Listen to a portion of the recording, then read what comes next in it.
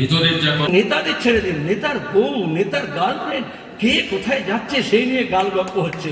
আমার মমতা ব্যানার্জি নন্দীগ্রামে দাঁড়াবেন, ওর বউ ওই পার্টিতে চলে গেল। আরে কার বউ কোথায় গেল, মমতা গিয়ে কোথায় দাঁড়াবে সেটা বড় কথা নয়, আমাদের রাজ্য কোথায় গিয়ে দাঁড়াবে সেটা বড় কথা, আমার ছেলেপুলে কোথায় গিয়ে দাঁড়াবে সেটা বড় কথা। আর সেই অধিকারের জন্য লড়তে হবে, আর সেই লড়াইটা আমরা শুরু করেছি।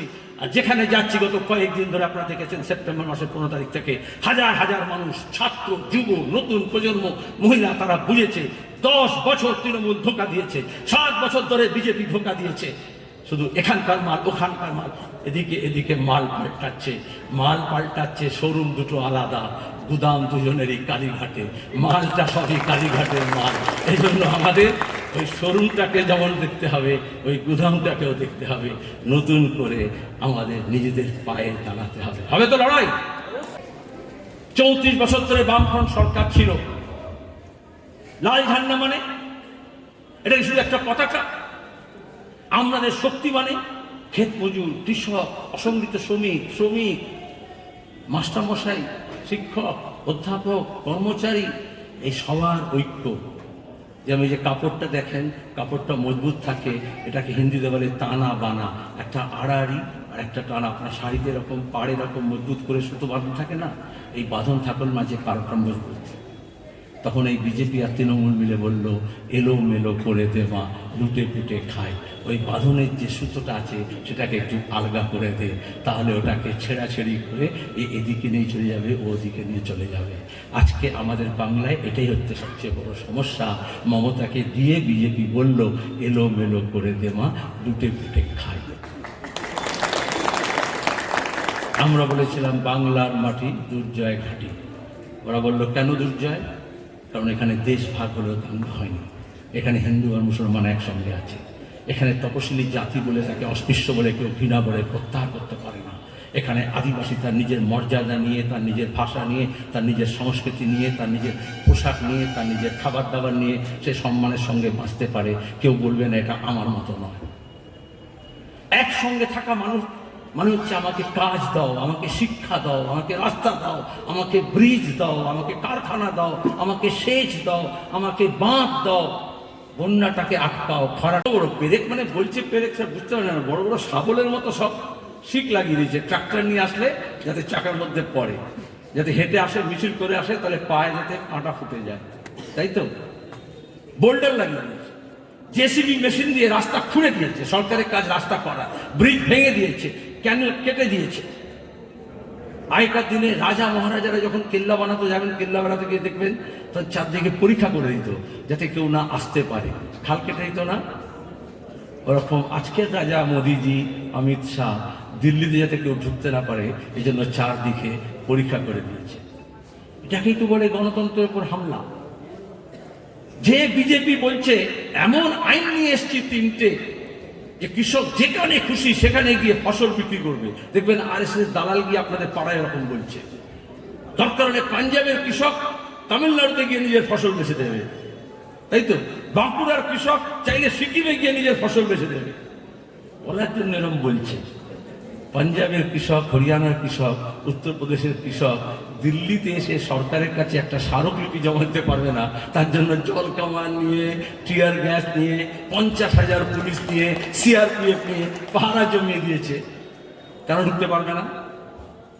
আমাদের দেশের সংবিধানে সবারই অধিকার আছে।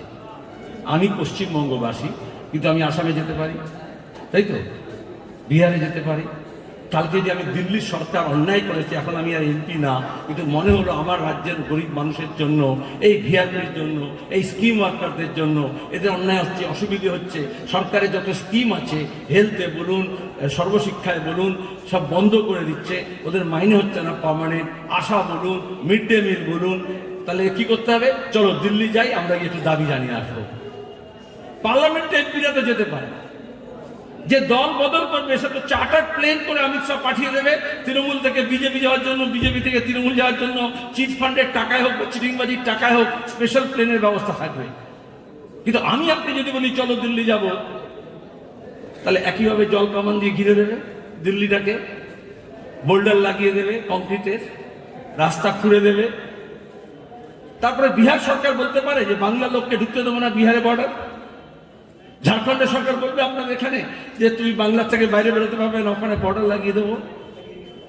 উত্তরপ্রদেশ সরকার বলবে যে বাংলার লোককে দিল্লিতে আসতে দেবো না, আমার উত্তরপ্রদেশের সীমানায় আটকাবো। করোনার সময় করেছে, কিন্তু যখন ট্রেন চলবে না বলেছিল, বাস চলবে না বলেছিল, এটা তো নাটক, এটা তো রিহার্সাল। নাটক আর বাস্তবের মধ্যে তফাৎ হয়ে যাবে না? 5 স্টার হোটেল থেকে স্পেশাল চার্টার প্লেনে করে ঘুরে এসে হঠাৎ আদিবাসীর বাড়িতে, তপশিলি বাড়িতে গিয়ে কলা পাতা পেড়ে আর তোমার গিয়ে বাসমতি চালের ভাত খাবে, আর তোমার গিয়ে চর্বচস্য পেয়েও থাকবে। তারা কোনোদিন খবর নিয়েছে আমাদের আদিবাসী পরিযায়ী শ্রমিকরা তাদের বাড়িতে ঘর চলে কী করে, সংসার চলে কী করে? তপশিলি জাতির বাড়িতে গিয়ে খাচ্ছে, মুদ্র বাড়িতে খাচ্ছে, তাতে কী হবে? এগুলো তো নাটক। আসলে ওরা খাওয়াটাই ভালো বুঝেছে, গোটা দেশটাকে কুড়ে কুড়ে খাচ্ছে, আর এখানে এসে তখন আদিবাসী আর তপশিলি বাড়িতে খাচ্ছে। প্রথমত রথযাত্রা তো পরে হবে, কিন্তু জি কোত্থেকে হয়ে গেল? আমরা গত বিধানচন্দ্র রায় জি বলতাম, সিদ্ধার্থ রায় জি বলেছ, জ্যোতি বসু জি বলেছ, নজরুল জি বলেছ, রবীন্দ্রনাথ ঠাকুর জি বলেছ। এগুলো হচ্ছে সম্পূর্ণ আমাদের সংস্কৃতিতে, আমাদের রাজনীতিতে এসব দিল্লি থেকে উদ্ধার হচ্ছে। এগুলো আমরা অনেক আগে দেখে নিয়েছি। জি আমরা একজনকে বলি, অসংখ্য নেতা আছে, কিন্তু একমাত্র সুভাষচন্দ্রকে নেতাজি বলি, অন্য নেতাজি বলি? ওখানে সব নেতাকে নেতাজি বলে। অসংখ্য গান্ধী আছে, ছোট বড় মাঝারি, আমরা গান্ধীজি একজনকে বলি গান্ধীজি, তাই তো? আর কাউকে গান্ধীজি বলি না। এটা মনে রাখতে হবে। সম্মান বাঙালি যখন দেয় তখন তার সম্মানটাকে রক্ষাও করে। এখন উনি বিজেপির সভাপতি, তিনি ভোটের প্রচার আসতেই পারেন, করতেই পারেন, আমাদের কোনো আপত্তি নেই। কিন্তু এই যে রথযাত্রা, এটা বুঝতে হবে বাঙালি সেই চৈতন্যের দেশে। জগন্নাথের রথযাত্রা আমরা দেখেছি, আমাদের এখানে নগর সংকীর্তন হয়। যখন মন্দিরে ঢুকতে দেয়নি উচ্চবর্ণের লোকেরা, তখন নিম্নবর্ণের লোকেরা হরে রাম হরে কৃষ্ণ বলে কীর্তন করেছে। ওটা একটা ধরনের প্রতিবাদ ছিল যে আমাকে যদি মন্দিরে না ঢুকতে দাও আমি রাস্তায় নেমে যাব, কিন্তু আমার কথাটা আমি বলবো। বিজেপি যেটা করছে, হঠাৎ অসময়ে কেন রথযাত্রা করছে? যখন রথযাত্রা হয় আষাঢ় মাসে, যখন উল্টো রথ হয়, রথে না হোক উল্টো রথে, কখনো তো এই নাড্ডাজিকে দেখিনি, তখন কখনো তো এই বিজেপিকে দেখিনি। যখন পাঁপড় ভাজা হয়, যখন তেলে ভাজা হয়, যখন গাছ বিক্রি হয়, যখন পুতুল কেনার জন্য বাচ্চারা ভিড় করে। এখন দাঁড়িয়ে ভোটের জন্য ওরা করছেন, কিন্তু এই যে ধর্মীয় আবেগকে ব্যবহার করা। মমতা যেরকম দুর্গাপুজোর কার্নিভাল করে, যেরকম হজ্জ মুবারক ঈদ মুবারক সাইনবোর্ড লাগান, এগুলো বিজেপির কাছ থেকে শিখেছেন। বিজেপি যখন যেখানে ভোট হয় তখন সেখানকার দেব দেবী, সেখানকার সংস্কৃতি, সেগুলোকে ব্যবহার করার চেষ্টা করে। হঠাৎ করে দাড়ি বাড়ি দিয়েছেন রবীন্দ্রনাথের মতো মোদিজি। এগুলো হচ্ছে নাটক, পরিষ্কার কথা। কিন্তু আমি মানুষকে বলবো, জোরহাতে বাংলার মানুষকে, যে ওরা একটা আবেগ তৈরি করার চেষ্টা করছে। সেই আবেগে ওদের বিভিন্ন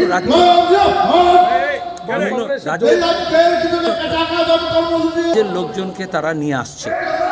এ রাজ্যে অনেক লোককে পেয়েছে, প্রতিদিন তৃণমূল থেকে কিছু লোককে পাঠাইছে। কিন্তু আমরা চাইছি কাজ, আমরা চাইছি শিক্ষা, আমরা চাইছি হাসপাতাল, আমরা চাইছি উন্নয়ন, আমরা চাইছি শিল্পায়ন। যখন যুবরা যাচ্ছে এখানে নবান্ন অভিযান করছে কাজের দাবিতে, তখন ওরা রথযাত্রার নাটক করছে। আমাদের বাংলার বেকার ছেলেমেয়েদের কোনটা দরকার এখন? রথের মেলা, ভোটের মেলা, না কাজ? সেটা হচ্ছে বেসিক প্রশ্ন। বাম কংগ্রেস জোট কি আব্বাস সিদ্দিকীর সঙ্গে হাত মেলাবে? আমরা অনেক দিন বলেছি, এখনও বলছি, যাকে তোমাদের ঘাট থেকে এগুলো কিছু নামছে আস্তে আস্তে বোঝা, এটাও নেমে যাবে কয়েকদিনের মধ্যে। আমরা বলেছি যে যে সমস্ত দল, ব্যক্তি, গোষ্ঠী বিজেপির কাছে বিক্রি হবে না, তৃণমূলের ভয়ে নিজের শিরদাঁড়াকে বিকিয়ে দেবে না, সোজা রাখবে, এমন সমস্ত মানুষকে নিয়ে আমরা বাংলাকে বাঁচাবো, বাংলা মানুষের ঐক্যকে বাঁচাবো এবং উন্নয়নের পথে এগিয়ে যাব। এবং সেখানে দাঁড়িয়ে কোনো ব্যক্তির সঙ্গে হয়তো হয় না সমঝোতা, আসন সমঝোতা হয় দলগুলোর মধ্যে। বাম ফ্রন্ট, বাম সহযোগী দল, তার সঙ্গে কংগ্রেস, তেমনি আরও অনেক দল আছে যারা দল তৈরি করে বা দল আছে, তারা আমাদের সঙ্গে কথাবার্তা বলছেন। সেরকম ইন্ডিয়ান সেকুলার ফ্রন্ট, তারাও আমাদের কাছে প্রস্তাব দিয়েছেন, আমরাও প্রস্তাব দিয়েছি, আমরা আলাপ আলোচনা করছি। কারণ আমরা ভোট ভাগ হতে দিতে চাই না, এবং তৃণমূল বিজেপিকে একসঙ্গে রাজ্যের মানুষ লড়বে ঐক্যবদ্ধভাবে। সবাইকে আমরা আহ্বান জানিয়েছি, একসঙ্গেই লড়বে। যদি জোট হয় তাহলে আব্বাস সিদ্দিকীকে আপনারা একক আসন ছাড়বেন?